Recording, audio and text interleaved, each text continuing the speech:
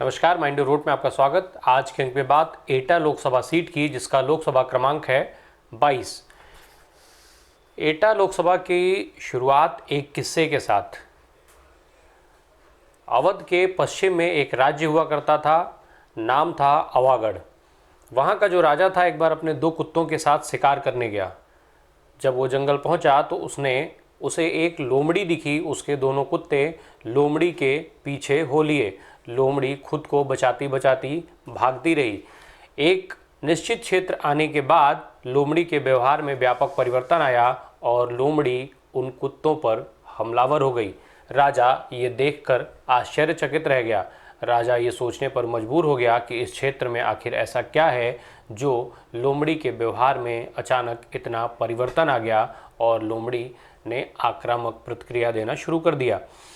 आगे चल कर के उस राजा ने इस जगह को एक नया नाम दे दिया। जगह का नाम आइंता रख दिया।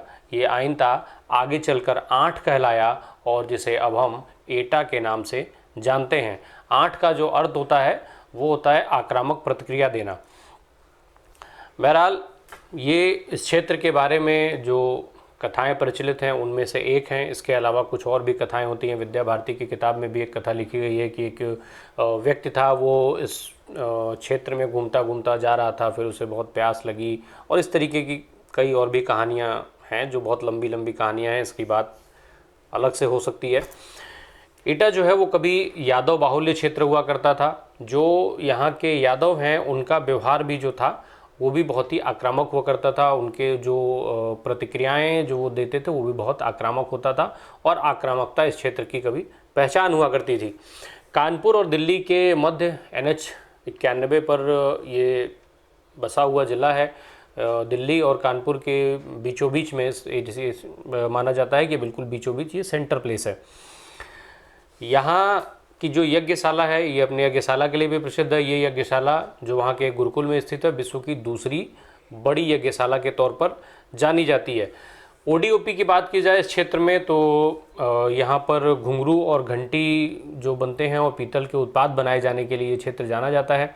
जो घंटियों को बनाने में जो कच्चा सामान लगता है, मसलन मिट्टी, सफ़ेद पाउडर और पीतल इत्यादि, वो यहाँ आसानी से मिल जाता है। राजनीति की बात की जाए तो विधानसभा की 5 सीटें आती हैं इस लोकसभा सीट में। अमानपुर, एटा, कासगंज, मरहरा और पटियाली की जो विधानसभा सीट है वो वर्तमान समय में वहाँ पर समाजवादी पार्टी के उम्मीदवार को विजय मिली थी साल 2017 में जो उत्तर प्रदेश विधानसभा के चुनाव हुए थे उसमें। और बाकी की 4 सीटें भारतीय जनता पार्टी के पास हैं। अब लोकसभा चुनाव की बात की जाए तो साल 1952 में इस सीट पर पहला लोकसभा का चुनाव हुआ। कांग्रेस पार्टी को जीत हासिल हुई। फिर उसके बाद 1957 और 1962 में इस सीट पर हिंदू महासभा का उम्मीदवार विजय हुआ था।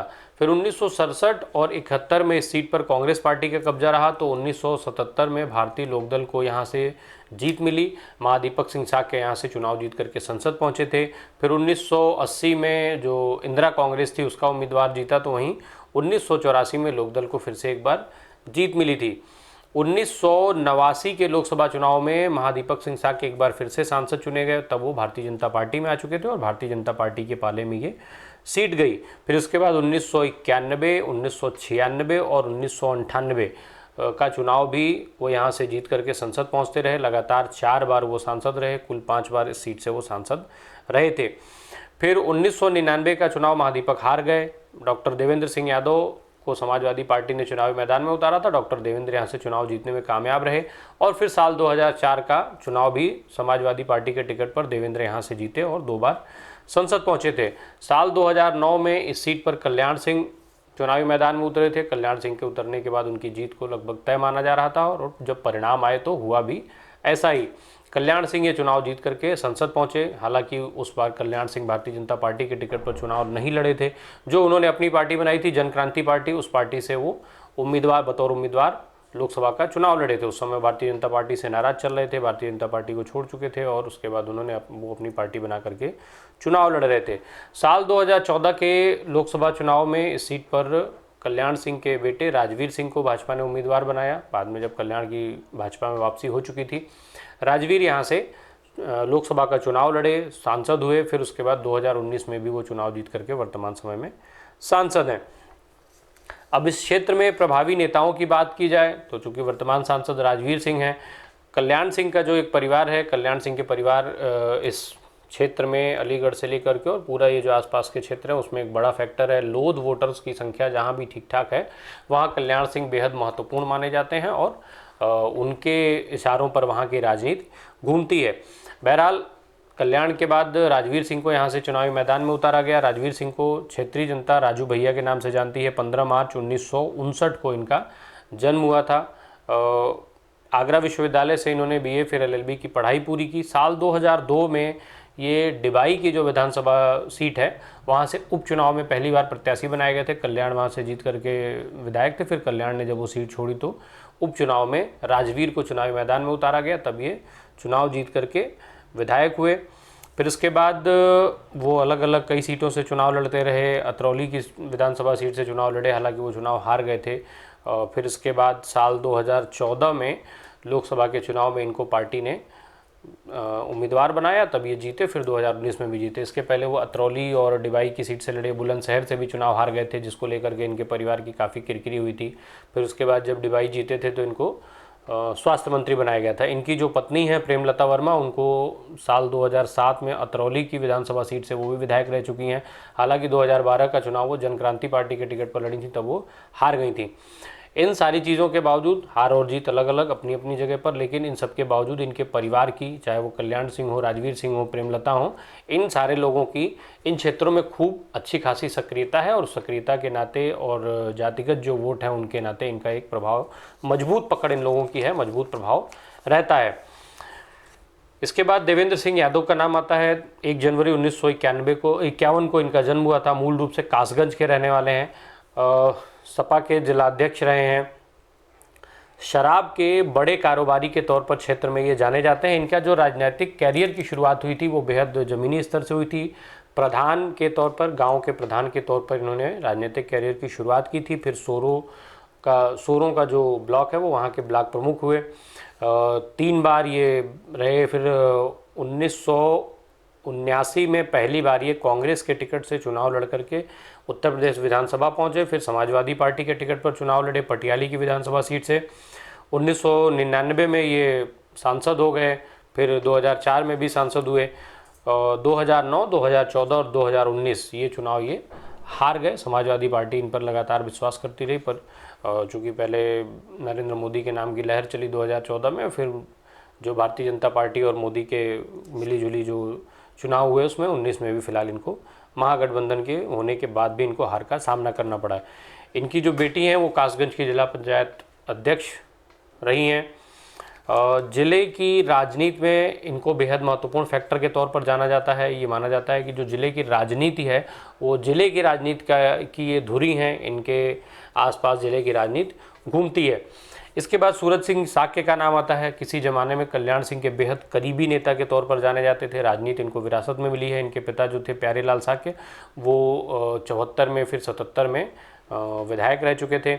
सकीट की विधानसभा सीट से और जनसंघ के टिकट पर सकीट की ही विधानसभा सीट से सूरज ने भी अपने कैरियर की शुरुआत की थी। 91 में भारतीय जनता पार्टी ने उनको उम्मीदवार बनाया था। फिर उसके बाद 93 में मध्यावधि जब चुनाव हुए तब फिर सरकार में ये राज्य मंत्री बनाए गए। फिर बाद में जब भारतीय जनता पार्टी से इनका मोह भंग हुआ तो ये समाजवादी पार्टी के साथ चले गए और 2002 में समाजवादी पार्टी के टिकट पर चुनाव लड़े थे और फिर चुनाव जीत करके विधायक हुए थे। और जब सरकार बनी थी इनकी मुलायम सिंह यादव के नेतृत्व में, तब भी ये राज्य मंत्री बनाए गए थे।